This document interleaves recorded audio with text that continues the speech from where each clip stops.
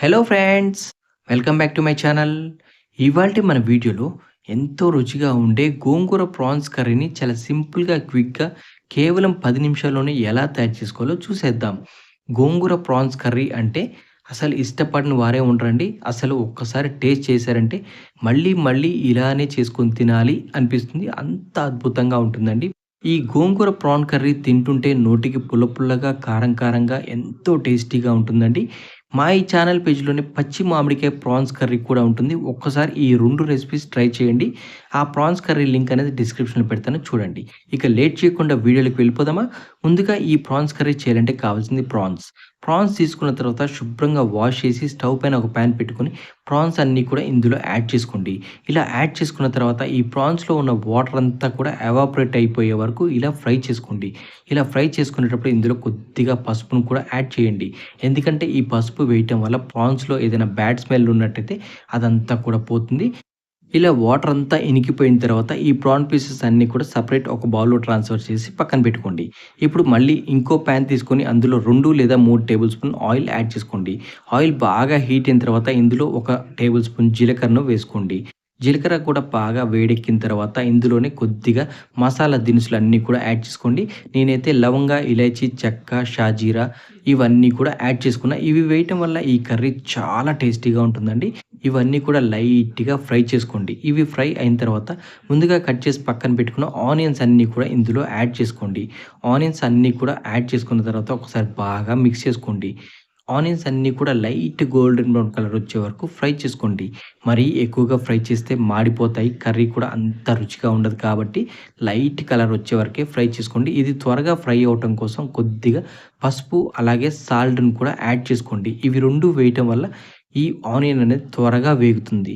ఈ ఆనియన్ అంతా వేయించుకున్న తర్వాత ఇందులోనే 1 table spoon fresh ginger garlic పేస్ట్‌ని కూడా యాడ్ చేసుకోండి. ఇది వేసుకున్న తర్వాత ఇలా మిక్స్ చేస్తూనే ఉండండి. లేదంటే అడుగు మాడిపోతూ ఉంటుంది. కాబట్టి ఇలా మిక్స్ చేస్తూ వేయించుకోండి. ఇలా వేయించుకున్న తర్వాత ముందుగా వాష్ చేసి పక్కన పెట్టుకున్న ఈ గోంగూర అంతా కూడా ఇందులో యాడ్ చేసుకోండి. మీరిక్కడ గుర్తుపెట్టుకోవాల్సిన విషయం ఒకటుందండి. గోంగూర వేసుకునేటప్పుడు శుభ్రంగా వాష్ చేయండి. లేదంటే ఇసుక ఉంటుంది. కర్రీ పాడయ్యే ఛాన్సెస్ ఉంటుంది. కాబట్టి 1కి 2 సార్లు శుభ్రంగా వాష్ చేసిన తర్వాత మాత్రమే వేసుకోండి. ఇంకొక ఇంపార్టెంట్ పాయింట్ ఏంటంటే గోంగూర తీసుకునేటప్పుడు ఎర్ర గోంగూరనే తీసుకోండి. అదైతే పుల్లగా ఉంటుంది.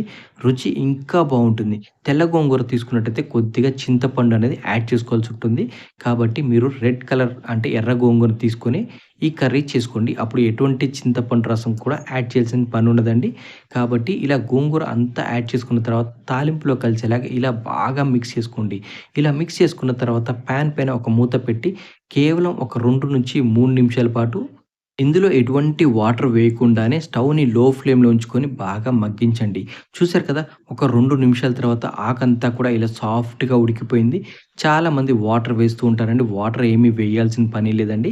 ఇలా ఆకంతా కూడా మెత్తగా ఉడికిన తర్వాత ముందుగా వాష్ చేసి పక్కన పెట్టుకున్న ఈ ప్రాన్ పీసెస్ అన్నీ కూడా ఇందులోనే యాడ్ చేసుకోండి. ఇందులో వేసుకున్న తర్వాత మళ్ళీ ఒక 2-3 నిమిషాల పాటు ఉడికించండి. ఇప్పుడు కూడా ఇందులో ఎటువంటి వాటర్‌ని యాడ్ చేయకండి.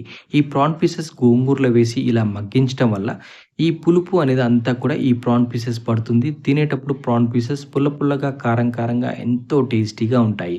ఇలా ఇవన్నీ బాగా మిక్స్ చేసుకున్న తర్వాత స్టవ్‌ని మాత్రం ఖచ్చితంగా లో ఫ్లేమ్‌లో ఉంచి ఒక 2 నిమిషాల పాటు ఫ్రై చేసుకోండి. ఇలా అంతా మగ్గించుకున్న తర్వాత ఇందులోనే రుచికి సరిపడా కారం అలాగే ఉప్పును కూడా యాడ్ చేసుకోండి. నేనైతే 2 టేబుల్ స్పూన్ కారం అలాగే 2 టేబుల్ స్పూన్ సాల్ట్ యాడ్ చేసుకున్నాను. గోంగూర పుల్లగా ఉంటుంది కాబట్టి కారం, ఉప్పు అనేది ఎక్కువగానే పడుతుంది. మీరు టేస్ట్‌కి తగ్గట్టుగా అడ్జస్ట్ చేసి వేసుకోండి. కారం ఎక్కువగా తినేవాళ్ళుంటే దాన్ని బట్టి అడ్జస్ట్ చేసి వేసుకోండి. ఇందులోకి కొద్దిగా ధనియా పౌడర్ అలాగే గరం మసాలాను కూడా యాడ్ చేసుకోండి. మనం తాలింపు వేసేటప్పుడే తాలింపులో బిర్యానీ దినుసులు, లవంగాలు, ఇలాచి, చెక్క వేసుకున్నాం కాబట్టి ఇందులో మసాలా అనేది చూసి అడ్జస్ట్ చేసి వేసుకోండి. లేదంటే ఘాటు ఎక్కువగా అయ్యే ఛాన్స్ ఉంటుంది. ఇలా ఇవన్నీ వేసుకున్న తర్వాత ముక్కలకి పట్టేలాగా ఒకసారి బాగా మిక్స్ చేసుకోండి. ఇలా మిక్స్ చేసుకున్న తర్వాత స్టవ్‌ని లో ఫ్లేమ్‌లో ఉంచుకొని ఇందులోనే కొద్దిగా 1 గ్లాస్ వాటర్‌ని యాడ్ చేసుకోండి. ఇలా వాటర్ యాడ్ చేసుకున్న తర్వాత ఒకసారి బాగా మిక్స్ చేసి ఒక 2-3 నిమిషాల పాటు బాగా ఉడికించండి. ఇలా చేయటం వల్ల ఈ గోంగూర ఆకు అంతా కూడా సాఫ్ట్‌గా ఉడికి, ఆ గోంగూరలో ఉన్న పులుపంతా కూడా ఈ ప్రాన్ పీసెస్ పడుతుంది. అలాగే ఈ ప్రాన్ పీసెస్ కూడా ఫ్రై చేసుకున్నాం కదండీ! ఇవి కూడా సాఫ్ట్‌గా ఉడుకుతాయి. చాలా టేస్టీగా మారతాయి.